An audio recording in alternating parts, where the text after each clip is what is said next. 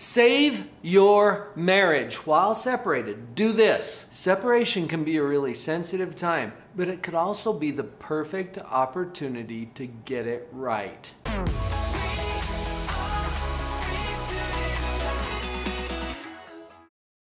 I'm Dr. Paul Jenkins. I'm going to share with you 3 mistakes that could tank the whole thing, along with what you could do instead to get a much better outcome. Here's the first mistake that I've seen so many people get into when they're in a separation situation and they want to repair that, they want to get back together.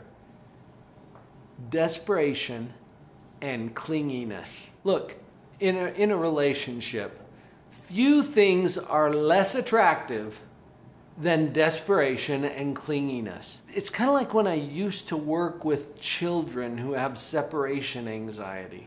And I've described this to so many parents as, here's the child and here's the parent. And the child is like, oh, I need you. And the parent is like, I could use a little space here. I want to be able to breathe.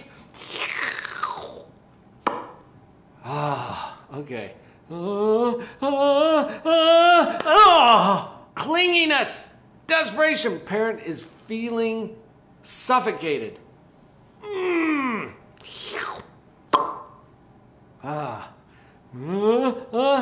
see the pattern, okay? The desperation and the clinginess is smothering the other person. Now you can see this in a case of a child that's having a hard time separating from a parent. I know that's kind of a goofy demonstration of it, but maybe that'll stick with you. What if you're over here going, oh, I need you, and you're glomming on there in a way that is suffocating the other person? Let's just back off. So what would work better instead? How about confidence and calm?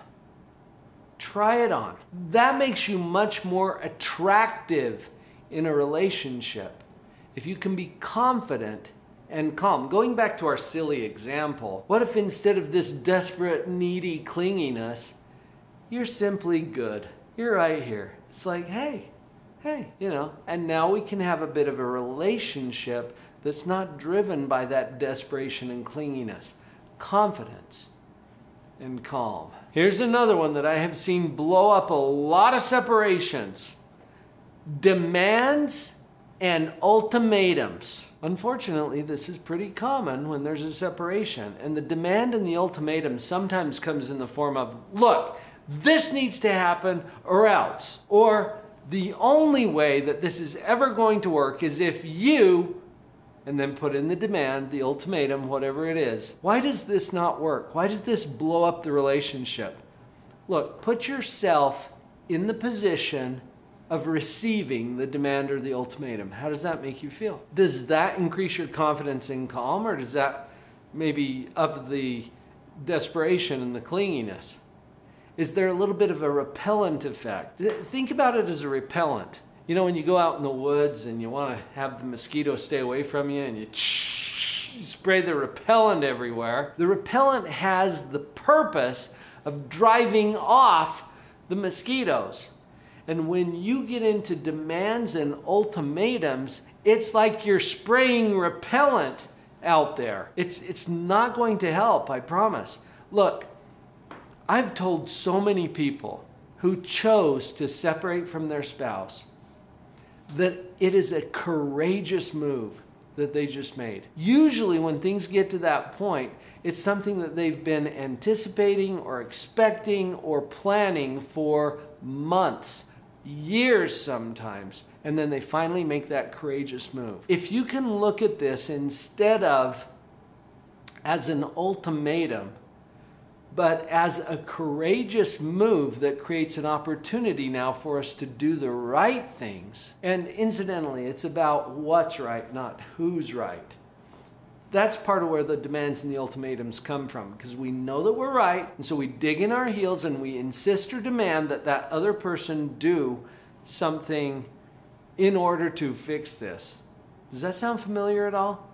So let's track it. Enough of the demands and ultimatums. I'm going to share some things that you can do instead, but I gotta share this with you because I would be doing you a disservice if I didn't give you the 9 principles that are guaranteed to save and enrich your relationship. I've put a URL on the screen right here, drpauljenkins.com/9 principles. There are 9 of them. When couples come to me for coaching, one of their first assignments is to memorize these 9 principles. And even if you're separated, maybe especially then, it's important to get focused on what's going to work instead of what doesn't. We're going over some of the mistakes here, but I'm giving you this bonus of 9 principles. They're guaranteed to work. Go grab it, will you? drpauljenkins.com/9 principles. So what are we going to do instead of the demanding and the ultimatums? How about humility and the willingness to change? When we get into a conflicted relationship situation, it's really common for us to think that person needs to change. And you know what? I'm even going to give this to you. I am going to grant you this one, okay? Because you might be thinking, yeah, but this relationship would just be so much better if that person would just, and then you might even list some of those 9 principles that I just gave you. If they'd be more forgiving, more respectful, more loving. Those are all 3 on the list of 9. And you're right. You're right. Things would be better if they would shape up. But that's not useful because that sounds like a demand or an ultimatum. And that's why it doesn't work. Those 9 principles that I shared with you have to be applied here, at home, with you. They are for personal use only. That's the only safe way that I know how to use these power tools. They are for personal use only. What if we give up the demands and the ultimatums in exchange for humility and the willingness to change according to those 9 principles? I guarantee that's going to get you some traction. I got one more for you because this one probably is so obvious that we forget to mention it sometimes. The mistake a lot of people make during separation is blame and hate. Now I say hate because people hate the word hate, but really if it's not loving, what is it? Because that's the opposite of love, right? And the blame, let's go there for just a minute. This is a victim mentality. There's different ways of looking at the world. And in my book, Pathological Positivity, I make a distinction between a victim paradigm and an agent paradigm. I'm not talking about a victim of crime or a victim of abuse. I'm talking about a victim way of seeing the world. And part of that paradigm is blame. It's not me. And then you find that person or thing or situation that you think is responsible for your misery.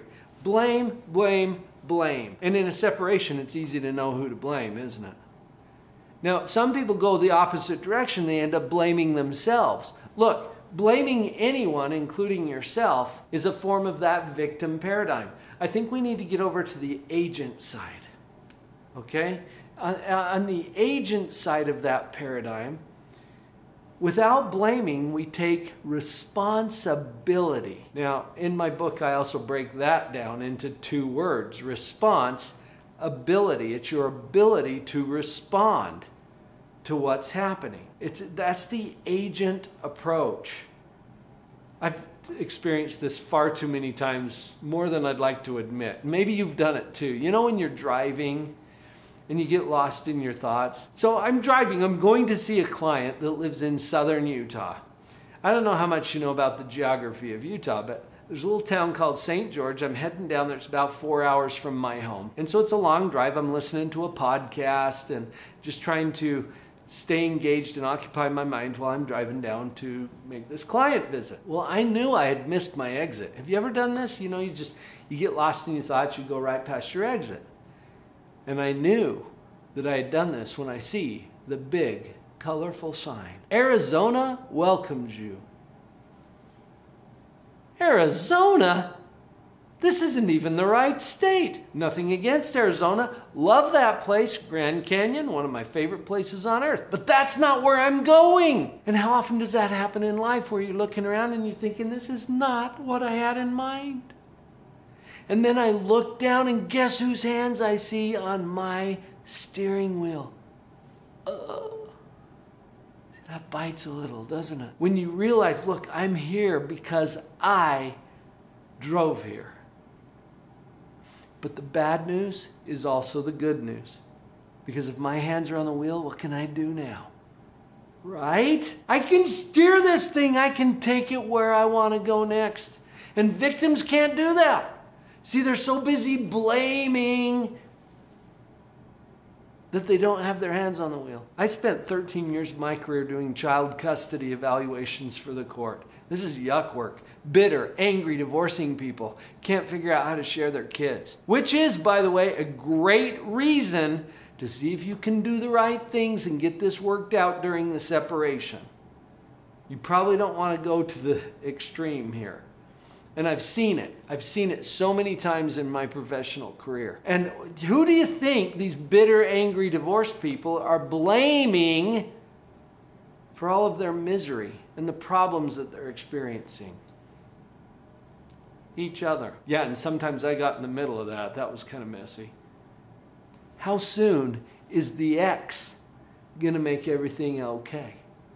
Do you see the trap? But when we blame, we're also waiting for or expecting that other source of our misery to make everything okay for us too. It's a trap. So how do we replace the blame and the hate with responsibility and love? Let me just talk about love briefly, because I don't think love is a feeling. I think it is a choice. I think it's a declaration. I think it's a way that you get to show up regardless of how other people are acting or treating you. I'm reading a book right now by Steve Young. He's a former NFL quarterback and just this amazing athlete, but also a brilliant mind.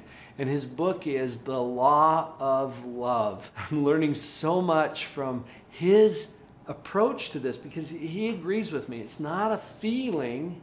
It's a set of principles. It's a law. He calls it the law of love, kind of like the law of gravity. When you treat people with hate, certain things happen. There are predictable consequences for that.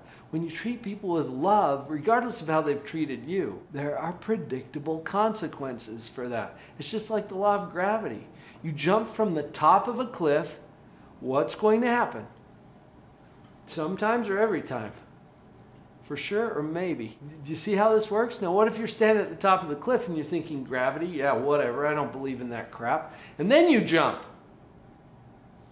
Same splat as the believers. Right, gravity doesn't check in with you first, see if it's okay to pull down on you. It's on. You can count on it. And love is the same way. When you choose love, the predictable outcomes will follow. And that's the level we're talking about here. It's not about a feeling. I think it creates feelings for you. I think it leads to and generates and facilitates feelings.